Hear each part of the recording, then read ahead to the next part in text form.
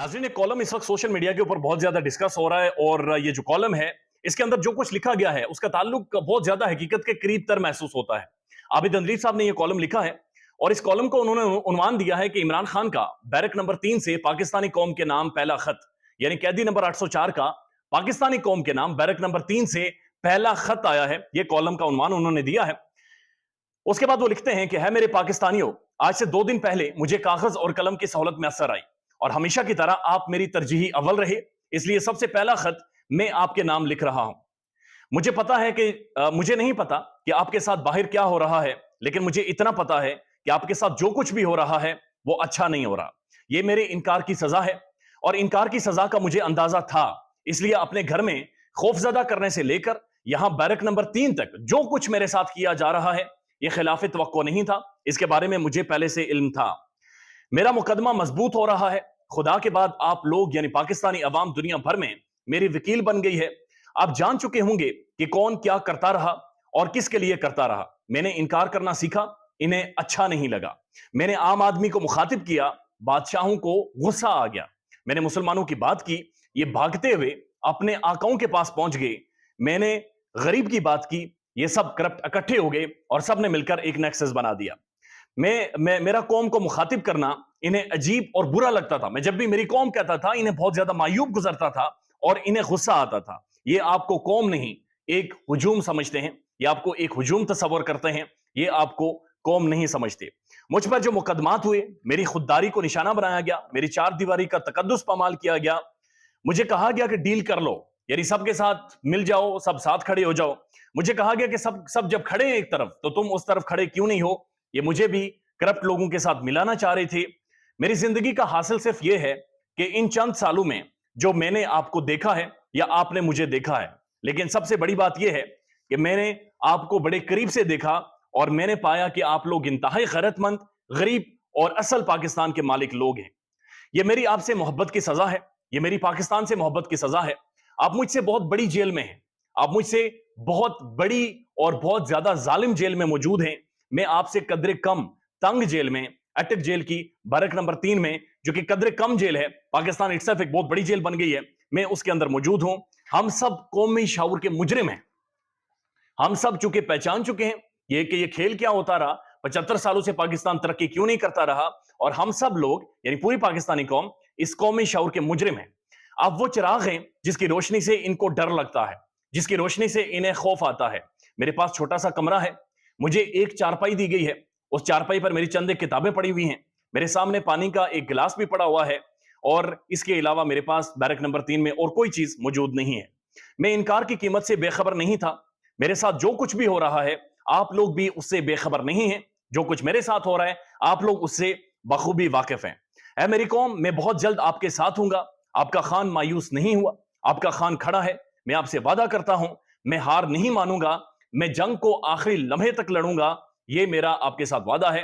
ये बड़ा जबरदस्त आर्टिकल है, एक कॉलम है जो आबिद अंद्रीब साहब एक यंग जर्नलिस्ट है उन्होंने लिखा है और इस कॉलम में भी उन्होंने तमाम तर जो कुछ इमरान खान के साथ हो रहा है पाकिस्तान में होता रहा उसको उन्होंने परो कर रखा है और एक बड़े जबरदस्त तरीके से उन्होंने एक एक चीज को बयान किया है। तो बात सिर्फ ये इस कॉलम के हद तक नहीं है, बल्कि अटक जेल के अंदर आज कुछ जुडिशियल प्रोसीडिंग्स भी हुई। लेकिन ये एक बड़ा एक अजीब और गरीब सा इत्तेफाक है कि इमरान खान का मामला जब भी अदालत में होता है या तो मुअज़्ज़ज़ जजेस बीमार हो जाते हैं, उनकी सेहत खराब हो जाती है। इस्लामाबाद हाई कोर्ट में जब मामला था तो इस्लामाबाद हाई कोर्ट के जो फाजिल जज हैं आमिर फारूक साहब, आपने देखा कि 3 से 4 दफा उनकी सेहत खराब हो गई। कई दफा समातों के दौरान वो ये फरमाते रहे कि शायद मैं कल ना हो सकूं, शायद मैं कल ना हो, परसों ना हो, चूंकि मेरी सेहत खराब हो रही है। उसके बाद हमने देखा कि इलेक्शन कमीशन ऑफ पाकिस्तान के जो वकील थे उन्हें चक्कर चढ़ने शुरू हो गए, उन्हें मरोड़ पड़ गई, वो बीमार हो गए। और अब अटक जेल में जो इमरान खान की जमानत का मामला था साइफर के केस में और शाह महमूद कुरैशी साहब का मामला था, उसके बारे में आज ये खबर आई कि जो फाजिल जज हैं अबू अल हसनात जुल्करनैन साहब, उनकी अहलिया की तबीयत खराब हो गई है, लिहाजा वो 1 हफ्ते के लिए छुट्टी पर चले गए। तो यानी कि जो साइफर का मामला है वहां पर भी जो मामला सॉर्ट आउट होना था वो नहीं हो सका। ये इमरान खान की जमानत का मामला आगे नहीं बढ़ सका। उसकी लार्जली वजह यह है कि जो जज साहब हैं उनकी अहलिया बीमार हो गई हैं, उनकी अहलिया की सेहत खराब हो गई है और ये मामला अब तकरीबन 1 हफ्ते बाद ही दोबारा शुरू किया जाएगा। तो ये भी अनप्रेसिडेंटेड है, गैर मामूली है। और ये सिर्फ अटक जेल तक गैर मामूली नहीं है, बल्कि अगर आप लाहौर चलें जहां पर एक अदालती फैसलों का जनाजा निकाला गया, अदालती फैसलों का भुरकस निकाला गया, अदालतों की तौहीन की गई, एक जजेस की तौहीन की गई और अमजद रफीक साहब की जो हिदायत थी कि डीआईजी ऑपरेशन परवेज इलाही साहब को अपने घर पर छोड़कर आए, घर पर तो क्या छोड़ते, परवेज इलाही साहब को उठाकर गाड़ी में डाला और उसके बाद अटक जेल में उन्हें शिफ्ट कर दिया गया। उसके ऊपर आज उन्होंने नोटिस लिया और पहले उन्होंने कहा कि डीआईजी ऑपरेशंस को, पुलिस की जो एडमिनिस्ट्रेशन है उन सबको यहां पर अदालत में पेश करें। तो उन्हें ये बताया गया कि जनाब डीआईजी ऑपरेशन तो मौजूद ही नहीं है, पुलिस की यहां पर जो इंतजामिया है वो यहां पर मौजूद ही नहीं है, बल्कि वो सारे बलूचिस्तान चले गए हैं। बलूचिस्तान क्यों गए इसके बारे में किसी को इल्म नहीं है। और उसके बाद जब उन्होंने कहा कि 2 बजे तक आईजी पंजाब को मेरे सामने पेश करें, तो उसके बाद ये बताया गया कि आईजी साहब किसी मीटिंग में हैं।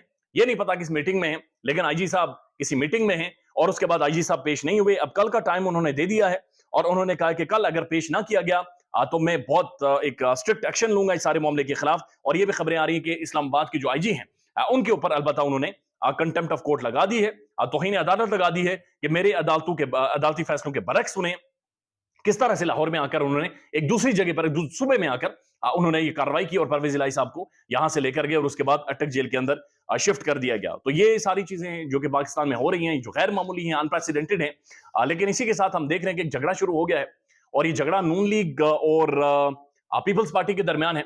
पाकिस्तान में हालात इतने खराब हैं कि तकरीबन 500 रुपए तक आपको मुख्तलिफ दालें मिलती हैं। यानी हालात इतने खराब है कि जो आम दाल जो आप खाते हैं घरों में वो आप 500 रुपए तक नहीं मिलती। जो अंडे दर्जन है वो भी आपको 350 रुपए में मिलते हैं। और चीनी डबल सेंचुरी कर गई है। चीनी पाकिस्तान में 200 रुपए में भी अभी नहीं मिल रही। यानी अंदाजा लगाइए, चीनी हम खुद पैदा करते हैं और इतनी वैफर मिकदार में पैदा करते हैं कि हम दुनिया भर में बेचते हैं, हम एक्सपोर्ट करते हैं, हम दुनिया को चीनी देते हैं, लेकिन वो इस वक्त पाकिस्तान में अवेलेबल नहीं है। इसके जिम्मेदार जाहिर नून लीग है, इसकी जिम्मेदार पीपल्स पार्टी है, इसकी जिम्मेदार पीडीएम है, इसकी जिम्मेदार मौलाना फजल रहमान साहब है, जिन्होंने ये सारा एक नेक्सस बनाकर पाकिस्तानी अवाम को बिल्कुल तबाही उनकी फेर दी है।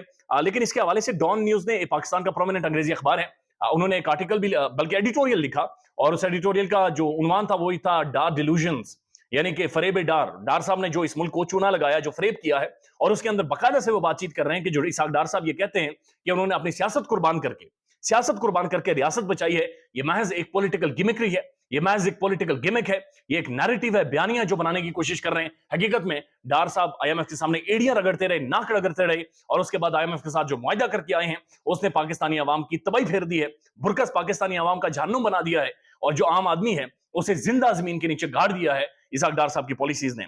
अब तारिक मतीन साहब ने ट्वीट किया है और वो कहते हैं चीनी के मामले के ऊपर ये ट्वीट कर रहे हैं कि पीपल्स पार्टी सेनेटर ताज हैदर का कहना है कि नवीद कमर ने 2.5 लाख टन चीनी बरामद करने की इजाजत इसलिए दी क्योंकि इसाक डार को डॉलर चाहिए थे। यानी पाकिस्तान में यह कहा गया कि हमारे पास चीनी वफर मिकदार में, हम अफगानिस्तान में या मुख्तलिफ ममालिक में भेज सकते हैं, लिहाजा हमें भेजने की इजाजत दी जाए। और डार साहब ने कहा उस वक्त के जनाब हमें डॉलर चाहिए।